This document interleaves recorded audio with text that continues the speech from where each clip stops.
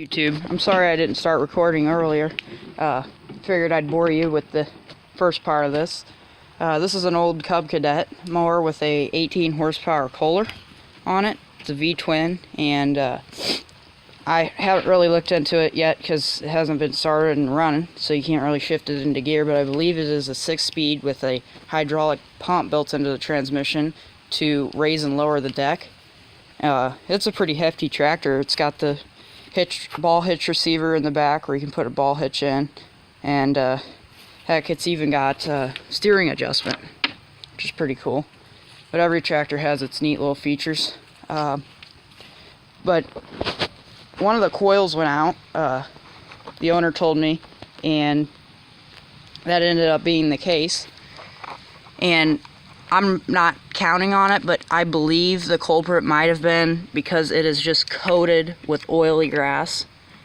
I mean, like I said, it might not be the case, but I'm going to power wash this thing from head to toe because it's not going to get any cooling, very good cooling on the cylinder heads with all that grass coated on them. Here's the coil that went bad, and I've got a new one to replace it with. And I'm probably, ooh, yeah, see, it's peeling apart right there. I don't know if you can see that. You can see right down in there. But yeah, it's kind of falling apart. But I don't know where the oil leak is, but I know there's an oil leak because it's everywhere. And I'm cleaning the tractor and I'm cleaning the engine because I don't want to leave it like that. It's gonna just make it go to crap. But yeah, I'm gonna investigate whether this has points or not. I highly doubt it doesn't, but I highly doubt it does. But I'm gonna go ahead and pull this flywheel off. The reason I didn't start recording at first, guys, was because I believe this tractor may have a bad ignition switch. It kind of seems to be heavily worn. The key's kind of loose and it's a little bit rusted back there. So I'm going to go ahead and look into that a little further, but I did get the motor to turn over. I got the battery charged. The battery's fine, but I had to take a little wire and jump it from the positive terminal on the battery to the solenoid switch just to get it to turn over, and that's how I figured out that the left cylinder did not have spark. So I've got the other coil off. I'm getting ready to pull this flywheel off.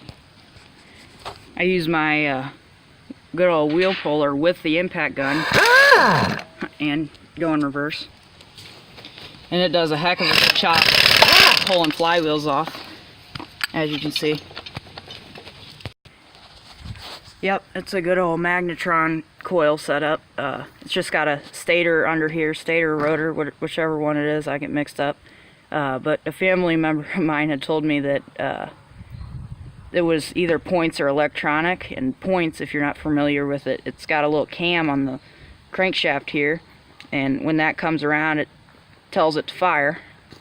It engages a little switch, and then electronic ignition is basically on cars. There's no distributor, there's none of that stuff. It's basically, there's a sensor to determine where the crankshaft is in location, and then there's a the computer tells it when to spark. But yeah, there's basically just a rotor or stator, or whatever one it is, that puts power into the battery, and then it uses the battery power to fire. But yeah, this is just a magnetron coil setup, so there's literally just the spark plug wire and then a kill switch wire. So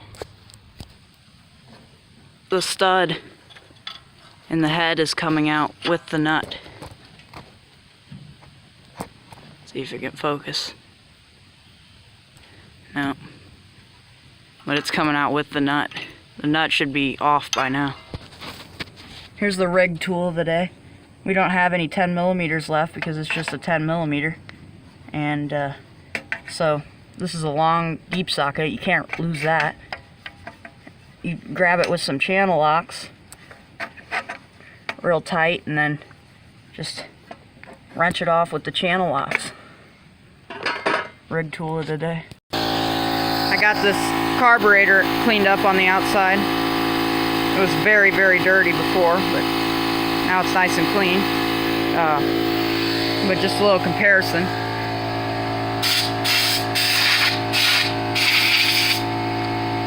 That's what everything looks like.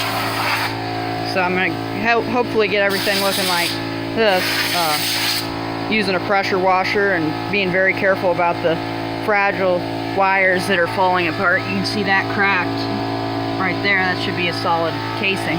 So just being careful. Here's a little before for you. Real thick, chunky stuff everywhere.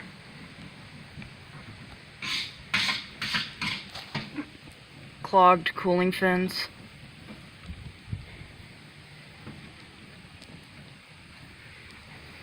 Just a whole lot of crap everywhere. I'll go ahead and cap those off and then do an after. And here's an after.